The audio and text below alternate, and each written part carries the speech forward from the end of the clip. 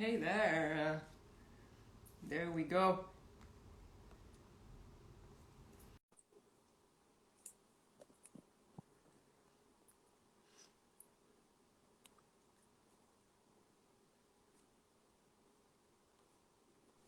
Come on, Flo. Yes! Yay! We made it! Oh my gosh, I never thought I could do this. This is so Yeah. exciting. How are you doing, Jesus? I'm all right, thanks. How are you? I'm very good, man. It's been ages. Yeah, it has. Mm. Nice to see you. Yeah, me too, man. How are you doing? How's life? I'm all right. Yeah, life is good. I Where, feel like a lot of things, a lot of change has happened since probably I last saw you. What was yeah, it, 6 years ago? yeah. Wow. Where were we? Was it in Leeds? It was in Leeds, yeah, the city of dreams. Um, Okay. Yeah, where are you now? Because I'm in Folkestone now, the southernest you can get, pretty much, with No. still being in England. What I'm about you? I'm in London. I'm working here now. I'm really enjoying it. I must say, I have my family here, and yeah. Oh, awesome, Hey, nice. can I just start off by saying that Yeah, do it, do it. Let's go. by saying that I love your record. Oh, thank you. I just Thanks so much. I really love the opening song, the weirdest one. Yeah, I thought it would be a good opener because it's not like a normal song, verse, chorus, nice, nice, nice. It sort of eases you in, and I think I'd really like that about other albums that I'd Yeah, listen to. Like it's a journey. You kind of don't know what to expect. It's a bit different. So, yeah, absolutely. And I hear did you that. do the rhythmic pattern as well? Did you do it yourself? What do you mean the rhythmic pattern? I know it has like a weird like drums kind of percussions kind of vibes that it's not. It is like a straight tempo, but it's not really straight in the way you're playing it, isn't it? Yeah, I think it's a funny one, that song, because I wrote it just on guitar. So with the Weird. guitar, I'll play it for you actually. Yeah. So it just, when I was writing it on guitar, you know how it is. You just like go with the voice. You don't really think about like, oh, when I put it in GarageBand, it's gonna be like this, and so you don't think that far ahead. And then when I was actually then producing it, I was like, oh crap, like this doesn't go on a grid very nicely. I'm gonna have to change it a bit. And then I just put the drums in. I was like, okay, well, this will keep me in time when I'm trying to record guitar. And it's always surprising how bad you are, like you as in me, I'm not talking about me. Thanks very When you're much. like, yeah, I can play to a metronome, and then you try and you're like, wow, that's really more difficult than it It seems. is. It is. So yeah, it was one of those songs that really grew in the arrangement when I was playing around with it, but really it's very simple It's when super it's just cool. on Do you acoustic know? guitar. Do you know Think? Bye. No, it's the actual singer. Oh man, this is gonna expose so much of my ignorance. You need to be careful what you ask to. You should listen to him because he's sick, and he reminded me that song in particular reminded me so Oh much. cool, okay, well I have to check him So out then. I'll he's put it on he's my actually list. from Leeds, so yay. Oh nice. And but yeah, so I'm gonna read out a few questions that Yeah, go on. can be applied to the both of us. Let me just open this thing real quick. I'm really bad with this. Well, while you're doing that, I'm gonna come back at you and say, yeah, I listened to Daydreamer for the first time ever yesterday, and I was blown away. Really? I'm so Wow, yeah, it's so cool. Like, it's really different to what I expected as well. Just yeah. like totally different sound world. So yeah, congrats. It's Thanks, great. thanks. This is what I wanted. I wanted kind of a evolution of my sound because I've listened to so many things and I've just, my brain just took them all. And oh, do you remember Ginevra? Ginevra's saying hi. Do you remember her? Oh, cool. Wow, blast from the past. Yeah. Okay, because one of the questions I'm just gonna jump in there is how do we know each other, which is a really fun Wow, that is an interesting one, isn't it? and I feel like this is my life in a nutshell, is the strange connections I've made with people along the way. Do you want to answer that, or no, shall no, I? I'll leave it to you. I'll leave it to you, honestly. Okay, well, um, along this strange winding path that we have, yeah, I used to work in summer camps for international students, and I don't even remember what year it was, but you were I, one of those students, and I was one of the like activity people, yeah. and then we met. And I think probably I was about what, 19 or something at the Ma- time, something stupid. I was even younger than you, so please don't Yeah, don't bring it there. so I think at the time I was probably aware that I knew you were musical, I was musical, that was that. Someone saying Winchester. It was Winchester, yeah, What? the amazing place that is Winchester. And then I was trying to think of this the other day actually, like how we reconnected. Because was it when you came to Leeds then? Because Yeah. I was living there. Because I knew you were in Leeds through like social media and stuff. Because when we first met, I just started playing guitar. So to me, everyone that was playing guitar, it was like, oh, cool. I have to be friends with them. You know, we have to be mates. And so that's what we did. Like we became friends straight away. And then I moved to Leeds, and I knew that you were living there. So I just dropped you a message saying like, hey, I'm here. And then we actually met. We did some open mics together, which was pretty cool. So great. I love it. I love Yeah. how sort of strange that is. Yeah, yeah. And if Ginevra reminds us of the year, if she knows it, then please tell us. Yeah, if someone can come up with that, I'd really appreciate it because I've sort of, it's been too long now, and my point of reference for time is just gone. Absolutely. But I think it was like 2012 or something. Which... Yeah, that sounds about right. So one other person asked, one dinner with Bruce Springsteen or an entire world tour performing with Queen? Oh, for sure the second one. I know what you would prefer. I mean, because you're some like diehard Bruce Springsteen fan. We all know that. yeah. But for me, I mean, it's a win on two counts because you've got the like a dinner that's like quite short, you know. I want the good stuff to last That's for a long great. time. So world tour, great. You know, like I've not done a world tour before. That would be a first. And yeah, Freddie Mercury could come back to life. That would be. That's the Nice. thing. Like the thing that bugs me a little bit is that I'm a huge Springsteen fan, but then Freddie Mercury is dead. You know, so Yeah. I would not. I would probably say the world tour with Queen just because I would have, you know, time to stalk Bruce as if because he's still alive. So Yeah, that's true. And also an evening, it's a lot to pack in, you know. yeah, Just but being geez, out imagine before. like yeah, having dinner with Bruce, man. Don't get me there. I'm getting it. All right. When did you realize you wanted to become a musician? Uh-huh. Well, that's probably an Curious interesting one. question for you as well, and I'm curious to know that. I don't think there's a moment, and probably that's, or maybe like I don't want to speak for anyone else, but for me, there wasn't like a single moment where I was like, I'm a musician now, or I want to be a musician now. I think it was always like I've played music since I was a tiny, teeny person, and it's something that sort of happened by itself. And I think at a certain point I was like, well, I seem to be doing a lot of this and I really like it, so maybe that should be what I focus on. And that's, I think, happened after I left university and I moved to Spain. And in the randomness of things in my life, which seems to be a lot, I was playing basketball in Spain, and then I had a lot of free time, let's just put it that way. And so I just wrote loads of songs, and I was like, well, people seem to like it, I really enjoy it, so let's keep doing it. And that was, like, I think, the sort of phase of my life where I decided. Yeah, that's pretty cool. I mean, when I messaged you about the live stream, I didn't know where you were in the world because you're always traveling. Yeah, same. I'm like, are you in Italy? Where are you these days? Yeah, because We're actually not that far apart, which we're is a not. really weird thing. And that's pretty cool. Okay, so I'm gonna answer myself. So for me, it's pretty much the same. You know, I've always been, you know, around music. I was, you know, a massive listener of like vintage rock when I was a kid, which was weird because I was 10 and I was listening to Led Zeppelin, which was weird. And then I had my first high school band, and we had so much fun. We were just playing like 70s covers and like having a blast, you know, in your teenage years in high school. And in the meantime, you know, I started to organize blues jam sessions with my guitar teacher at the time. And when I was doing all of this, I kind of knew that I wanted music to be part of my life, but I didn't want it to be like, I didn't think about it as a full-time job or something I would like to do for the rest of my life. And yeah, and then same, I moved to Leeds. And when I met the producer with whom I recorded my very first EP with, I was like, I'm actually digging this. So Yeah, I think it's like a gradual thing, isn't it? You can't put your finger on the moment when it suddenly dawned on you. It's like a series of events where it's just like, yes, I like it. Oh, I really like it. Maybe I should do it more. exactly, Like, exactly. But I have like two main milestones in regards to that, which is the recording of the album, and then when I was like 8 or 9, when I was playing Guitar Hero. amazing. Yeah. That I was Milestone like, for any guitarist.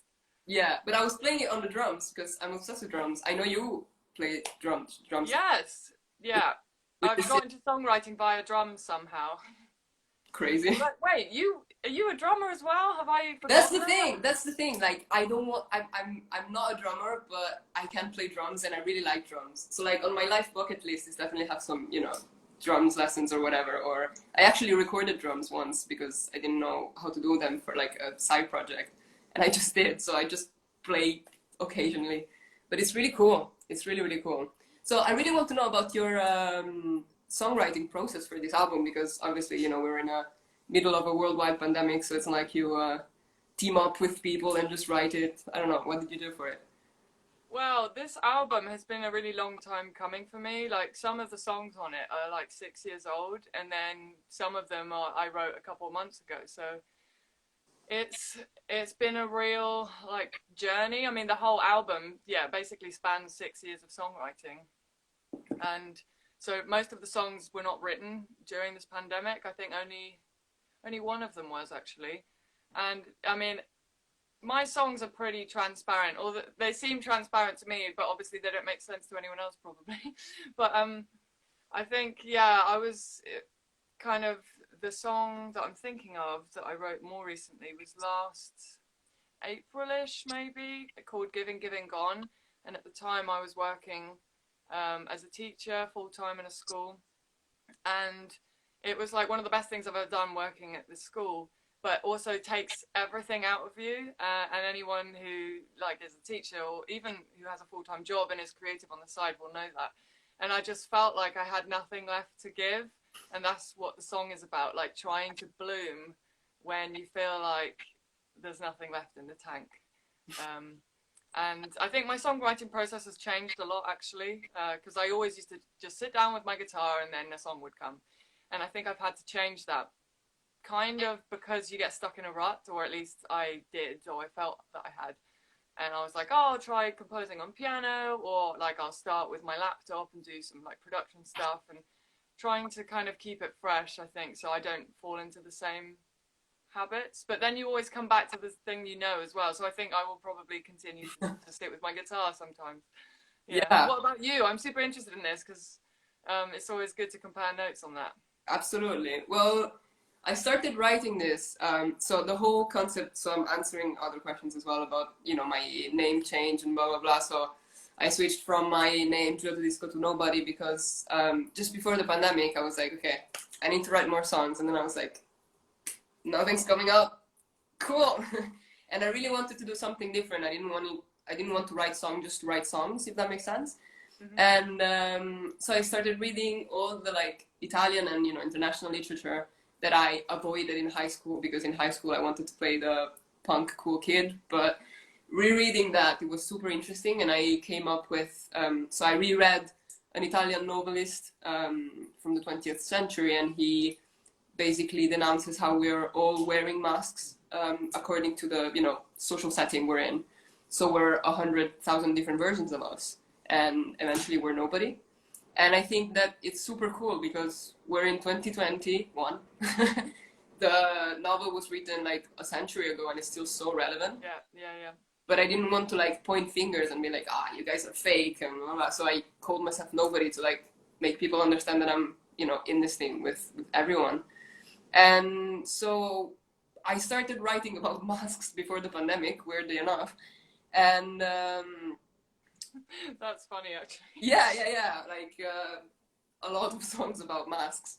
And and then Daydreamer came up, and I think it's a cool thing because it's the kind of the conversation I had with myself for the first time that I really needed to have, but that I didn't have in such a long time because it's back from high school. I don't know if it was the same for you, but when you find out that you want music to be an important part of your identity, you kind of, I don't want to, victimize this, but like feel different because you see things differently because you play an instrument, because, your brain develops differently when you're very close to music. And that song is Daydreamer is kind of the conversation I, would have with younger me. Oh, cool. Okay. Yeah. And with the production, like it was written on guitar, the only instrument I play quite well. And but I didn't want it to be the classic, ballad like Yeah.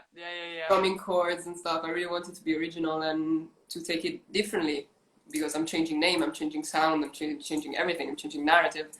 And so I started working on pre-productions with a very dear friend of mine who also produced previous records. But you know when you have that feeling that this song can be so much better than this. Yeah, yeah. And so what I needed was a fresh brain and fresh ears. So I got in touch with another producer here in London, Eduardo de la Paz, who's just sick. And he understood immediately what I was talking about. And then so the combination of both producers and my inputs was just... And I'm really happy with the results because it is a pop song. Like, it is a pop song, but, you know, we have some sounds that you don't really have in most of the pop songs, which was my ultimate goal, to be original while being mainstream. So I think it's one of those songs where you need a good pair of headphones, first of all, everybody. You need a good pair of headphones. And yeah, every time you listen to it, you'll notice something else, which says a lot, about the song and the production as well.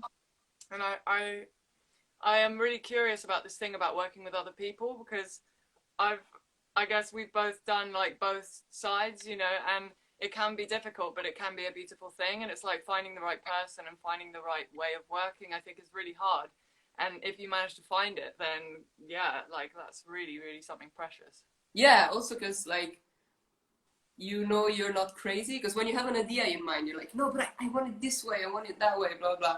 Backstreet Boys, but anyways, and and when the person you're working with gets you, you're like, yes, so I'm not crazy, you know, that's exactly what I meant, and it's sick. So people are also asking for a collab, Flo. Oh, really? Oh, wow. We have to make the people happy, you know? Yeah, absolutely. You can't say no to the people. Yeah, it's true. I mean, I would love to record with you, man. Yeah, that would be awesome, actually. It would be. I Let's think make it happen. We're not so far away. Exactly. I think it would be slightly dangerous because who knows what would happen, you know, if we combine. What the brainchild would be. Oh god. Yeah, exactly. Like, I don't know, an 8 or 9 minute song. I don't know. Yeah, with a massive solo in it. Maybe like 3 or 4 solos, maybe. Yeah. Okay, let me pick up other questions. How do you know each other? We did that. What triggered your passion for music? We kind of went through that, but kind of. Oh, this is difficult again, because like I think I was probably so young that I didn't even know what was happening. But like I think for me, it was just always in my family that there was always an instrument around, and it was always like very much encouraged. So we had a piano, my mum had a guitar. Like I have so many photos of me as a little child holding some sort of instrument. So I think, you know, it was like not my choice, but in a great way. And if I have kids, they're not gonna have a choice either. So Oh, nice. Yeah, so I think I've always had a passion for music for more than I have memory of. So that's me. Yeah. I mean, I agree. Like, it's pretty much the same for me. Like, my dad is the classic dad who plays a bit of everything because, you know, he grew up in the 60s, 70s, so that's the way it was, you know. And my mom's same. She doesn't play anything, but have amazing music taste, like vintage stuff. So I kind of combined them both, and now I'm collecting vinyls and trying to nice. get as a living. Cool. Yeah. What is an instrument you would love to know how to play? Oh, great question. What a good question. Well done, whoever asked that. Thanks, Swami. Yeah, man. I feel like this is a really cliche. I mean, probably me and the rest of the world would love to play this instrument. But the saxophone, I have been like, had visions of myself being amazing at saxophone. And I've tried a few times, but I've never, I never bought one. So maybe that's the way to start. But like, yeah, I'd love to be able to play the saxophone. I think it would like boost my coolness rating by like several points. Absolutely. Yeah. And I can picture you playing the saxophone. Just grooving there, man. Yeah, I think it would work really well. Yeah, what about you? Yeah, that's it. I think the violin's pretty sick. Ah, okay, cool. Pretty sick. I mean, it's very hard, but like when you're rocking on a violin, not to play like classical stuff, but like to use it on my song, I think it would be... Yeah, I can see that. And also like you could definitely translate some guitar skills onto there. Right. Okay, another good question. If you could make a song with anyone in the world, who would you choose? Don't say me. Apart from you mean? Yeah. Other than me, yeah. Well, the first answer that came into my head just there was Imogen Heap. Because I've been like basically a big fangirl of Imogen Heap ever since I came across her. I think someone told me about her when I was like 18 or something. And I just read a lot about her and how she's very pioneering in terms of like women producers, like electronic music, and she has like created technology to be able to do music production with movement, and like she's just has awesome harmonies. And like what I find with Imogen Heap stuff, it's not necessarily, I don't like love listening to all her music, like some of it isn't my taste exactly, but I think she's such a innovative producer that I think I'd love the opportunity to spend a day in the studio with her. I think, yeah, that would be awesome. That's fair enough. That's fair. I'm very, very, you know, because I'm not answering with Bruce Springsteen because it would be too obvious. So I'm just gonna. Yeah, too obvious. Come on. So in regards to, I'm gonna split the question into, if I had to pick a producer, I would go with Finneas, Billie Eilish's producer. Okay, yeah, yeah. Because I really dig how he just, you know, records random stuff and turn them into instruments. I think that's sick. And for like musicians, I would probably go with Jeff Buckley. Oh, nice. Yeah. Recording with him, you know, Yeah. pretty sick. But again, Yeah. very hard question. So Yeah. I mean, it seems like we have to bring a few people back from the grave here. yeah, So- Freddie Mercury and Yeah. Jeff Buckley for the time being, and then we'll see by the end of this live stream. How do you find the inspiration for your lyrics? I mean, a lot of the time, not gonna lie, it's mostly the first thing that blurts out of my mouth when I'm just noodling. I'll just say the first words that come into my head, and I'm like, does that make any sense? If it does, then I'll sort of go down that road. I think there's been very few occasions where I've actually had the lyrics idea before I even wrote any music. And I mean, it's just from like thoughts, feelings, life. I mean, I take notes on my phone when thoughts occur to me. Clearly. And then every now and then I'll visit my phone and be like, oh, this is terrible. Oh, that's actually a good idea. Maybe I should like go back to that. So yeah, human behavior is the short answer. Are you Yeah. the kind of person that records like melodies on memos and then? Oh yeah, for Yeah. sure. Waking up at 3 a.m., like humming something to my phone, and then going back to bed again. Yeah. Absolutely. Once I did it on the bus because I was like, I don't have to forget this. I was here on the bus and I was like, nah, nah, and people were like, cool. Yeah, I mean, you can't lose it. You No, have to deal with that. Yeah. no. Have you ever had a dream of a new song and then you woke up and you couldn't remember? Yeah. Oh, Yeah. man, that's Yeah. the most terrible feeling, I think. It's so It is. frustrating. So Have you had the other one though, which is that you were dreaming of a melody and then you woke up and you were able to play it? Never. Oh, that's quite nice as well. I mean, I have a terrible memory, like when I'm, you know, up and rolling. So imagine when I'm sleeping. Right. Yeah, it's a big ask, isn't it? Yeah. No chance, just no chance. What's the best part of being an artist? Ah. I mean, I think the coolest, the nice thing is that you can put into like an artistic form what you want to say to people, and then hopefully some people will listen to what you have to say. Like your own vision of the world, or like people, or what's happening around you. Because to link it with the previous song, like to me is, I always look what's happening around me in the tube, when I'm walking, when I'm having a drink with friends. Just I always look what's happening around me, and sometimes I imagine, you know, what people are talking about, or like, just imagine where they're from by the way they dress, or the way, I don't know, just stupid sociological stuff. Yeah, people watching is a great sport. Yeah, and then more than once when I wrote songs that just in their perspective, stuff that I haven't, you know, experienced myself, but by just staring at people in a weird way, like, I just wrote a song about it, imagining what was happening between them. So I think that's a cool thing to be able to express what you want to say. Yeah, I really like that. I think that's something that I'd like to do more of, because I think probably all of my songs actually are very much from my own point of view or from my own personal experience. And I'd really like to try writing more stuff from imagination or from like a story, and that's what folk music is. So I'd like to listen to more folk music and try that, because I think that's a totally different skill, you know, being able to put someone else's story into a song. That's different from putting your own story into a song. Yeah, first of all, because you're not biased. Oh yeah. But yeah, I mean, it's pretty cool. And one of the things I suffered the most during this lockdown is that I didn't have any social connection with people, nor I could see people around me.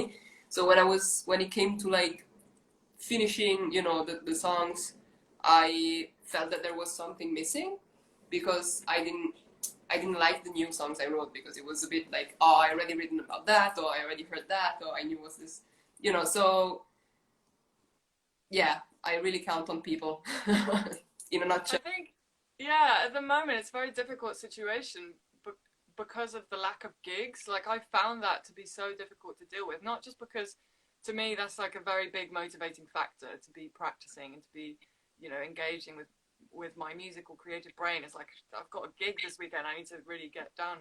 And so not having gigs is bad for that, but it's also bad for like that's the way you test out stuff, you know?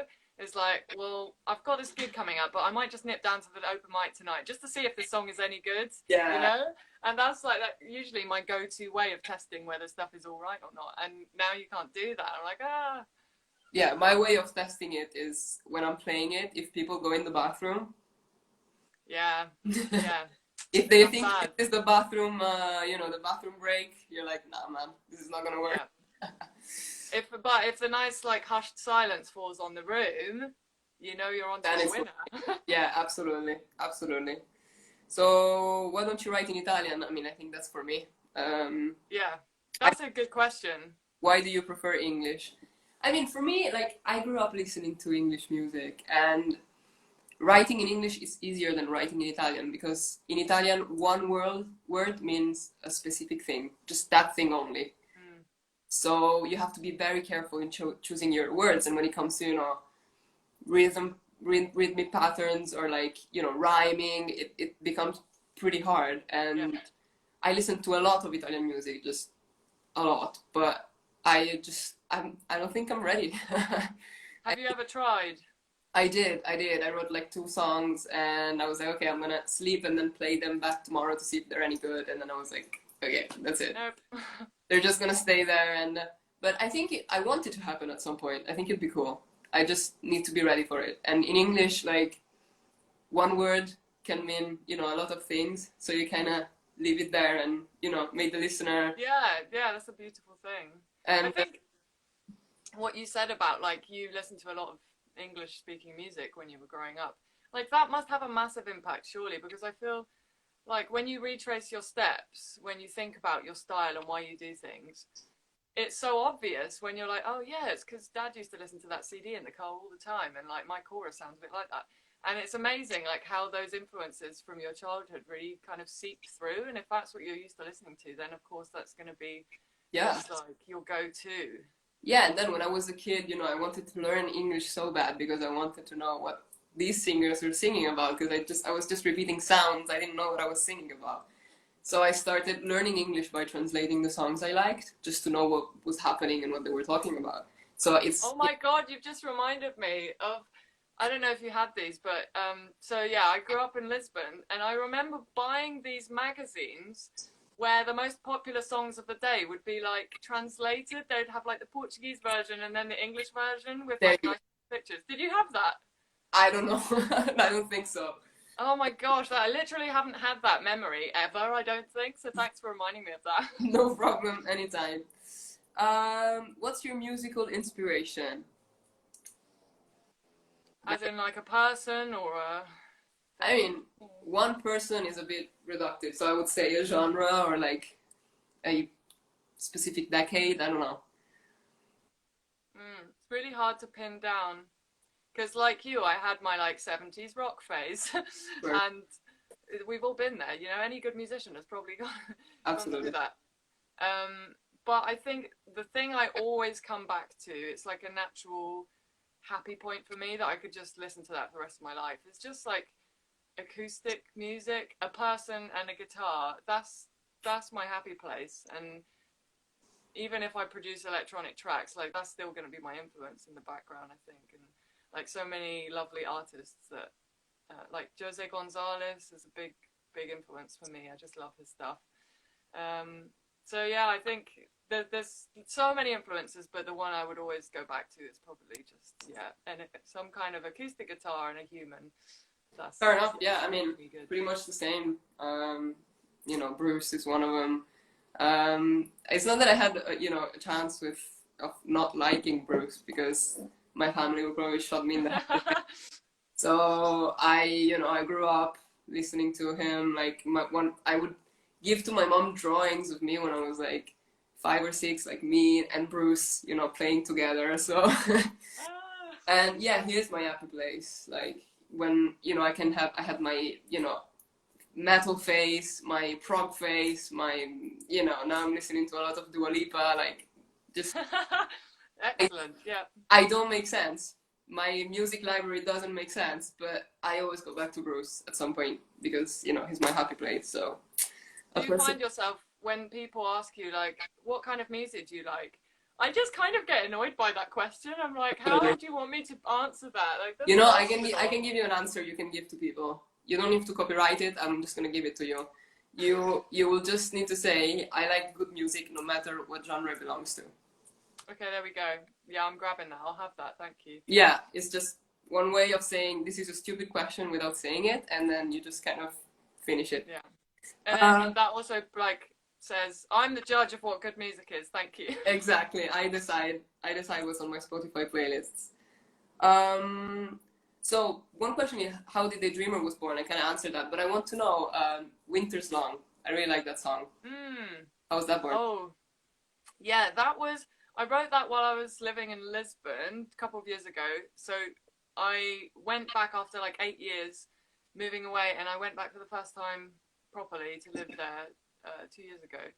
And I think I had the usual thing that I have, which is when I move anywhere, I'm like super lonely and sad for about the first 3 months, and I think it's the end of the world and what's wrong with me and I can't live here. And then like in the 4th month, I make loads of friends and then life is excellent. And I think this was probably in the phase of like, oh God, have I made a big mistake moving here? And it was really cold. And my favorite thing to do at the time was to like just late at night go down to the beach and just like walk along and pretend I was in some sort of like sad music video or something. And yeah, I was like desperate to find new friends at the time. I was like trying everything I could. So I joined like an LGBT book club, and I was really into knitting. I was like really trying to be a productive, positive human.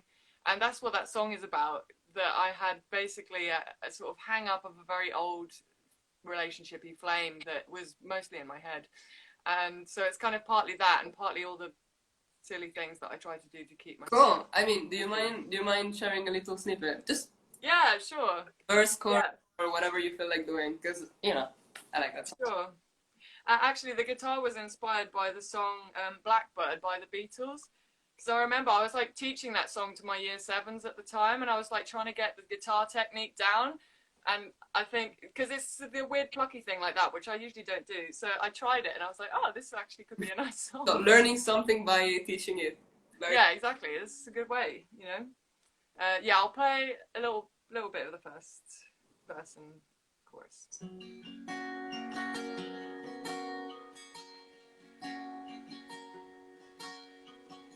Everything is falling into place. Keep it busy, keep it moving on. Walks along the beach, miles on the clock, feeling every second I can't stop. Now most days I only think of you once or twice. So when will you notice me? I've waited for long. When can we cease to sense this carrying on? This winter's long. This winter's long. Wow, man, great, really great. I mean, I refrain myself from singing along, but I know the lyrics are good. Oh no, you should have joined in. Feel free. No, then we're online. It would have been a mess with like. Yeah, that's true. Zoom happy birthdays. I've had enough of those. Don't need any more of those in my life. Definitely. Can we hear something of Happy- yours, Julia? Yeah, of course. I mean, I'm happy to play Daydreamer because that's the only song out at the minute. I really want to hear it acoustic. I'm so curious. I mean, just to do a bit of promo, there is an acoustic version of my Instagram. Aha! Where do I listen to this? On my Instagram feed. Pretty easy. Okay. Okay. I will be there. I'm late to the party, but I will be there. Alright, let's do it. They dream of what have you done? It's been a long time since you and I talked.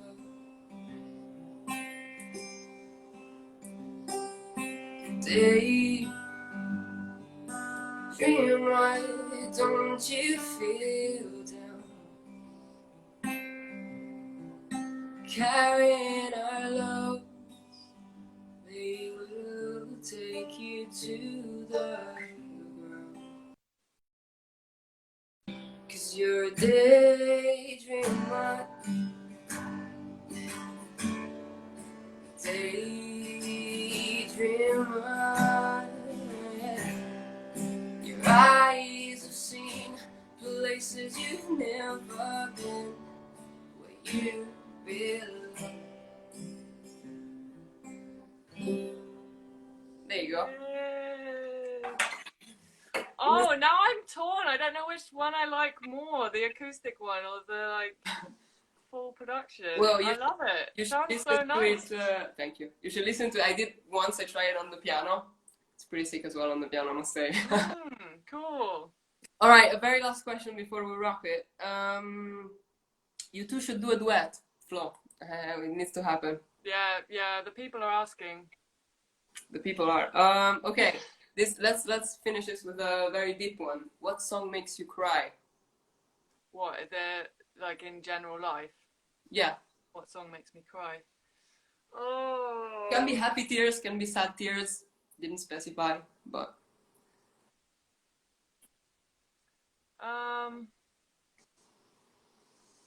I'm thinking as well. That's hard. I don't know that there is actually a song that you could just put on and I would like straight away burst out. Yeah, I mean, it depends on your You need to mood. be in the right sort of frame of mind. I think the song that really makes me like shut out the rest of the world and connect with myself is Hide and Seek by Imogen Heap. Yes. I just hoping you would say that. There's something about it, and I really don't even know what the lyrics mean half of the time. And it's not even about that. It's just like the rawness of the sound, and I just, yeah, I love it. I can just block out the rest of everything and just sit there and listen to that and just imagine what the lyrics are like, because every time I listen to it, I think it's something else, you know? Yeah, that's key to a good song, isn't it? I don't know. I have two. I thought about two, but again, it depends on the mood I'm in. But one is The Promise by guess who? Yeah. Yeah. Nice. The Promise is just, I mean, the lyrics are amazing. Just promising something you can't keep yourself. Just brilliant. And another one is Hurt by 9 Inch Nails. That's another song that just, you know, on your heart like this. And So it's the lyrics, is it, that get you? yeah, but also kind of the arrangements, because there are weird like sounds in the 9 Inch Nail song, but they get you like emotionally, even though they're just like noises sometimes, but it just fits so well in the song, and considering, you know, 9 Inch Nails kind of fingerprint musically. So I think it really works out well, and you just connect with them, weirdly enough. So yeah, I mean, I would talk to you about 100 more things, Flo. Yeah, we can take this offline. It's fine. Yeah, I mean, we would definitely need to catch up and like, you know, have a pint now that we can outside. Yeah, that's true. And do something together. Absolutely, I would love that. I would love that. I'd love that. I feel like I really need a kind of fire up my backside creatively at the moment. And maybe you're the one, Julia. I am Maybe the one. you're going to be that fire. I'll take that. I'll take that. All right. Thanks very much, Flo. Thanks for joining me. Yeah, this was so lovely. Thank you. Thank you for all the people who joined me. Thank you very much. And us, actually, go check Flo out. She's sick. Just check her out. Thanks. All right. And Nobody music. I'm excited for this like new persona, new song, new. And I have another song coming out very soon. This is what I'm Woo. gonna say. Yeah. All right. Take care. Nice one. You too. Lots of love. Bye. Bye. Bye. Bye.